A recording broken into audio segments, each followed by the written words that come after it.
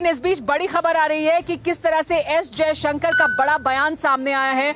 S Jaishankar ने बड़ा बयान दिया है और वो दर्शाता है कि भारत की मंशा क्या है, भारत की नीयत क्या है।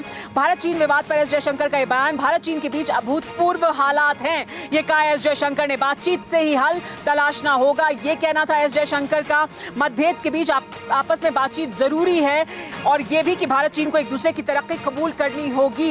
ये कल शाम में जब बयान दिया एस जयशंकर ने, उससे भारत सरकार की क्या मंशा है, भारत सरकार किस तरह से इस पूरे विवाद को देखती है और हल कैसे तलाशना चाहती है, उसके साफ संकेत इस बयान में मिल रहे थे। सुमित, संक्षेप में आपसे मैं जानना चाहूंगी कि एस जयशंकर का यह बयान दर्शाता है कि भारत की क्या रणनीति है चीन के साथ। हम तैयार हैं, लेकिन बातचीत से समाधान निकलना चाहिए, चीन को स्वीकार करना चाहिए भारत की ताकत को भी।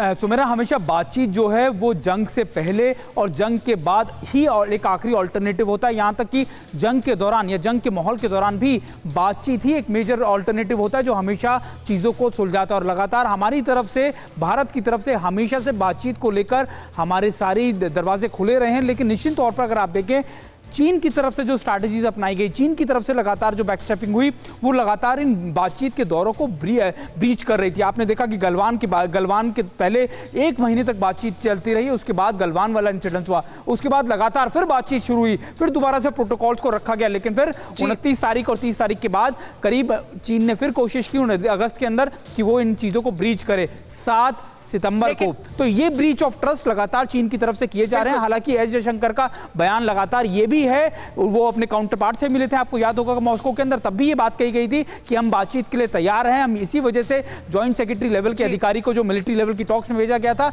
लेकिन अभी भी कई प्रोटोकॉल्स ऐसे हैं, कई बातचीत ऐसी है जिनको लेकर चीन पीछे हटने को या बातचीत करने को तैयार नहीं है। सुमेरा, क्या आप पर भी बरपा है जालसाजी का कहर? सपने टूटे आपके, न घर के न घाट के।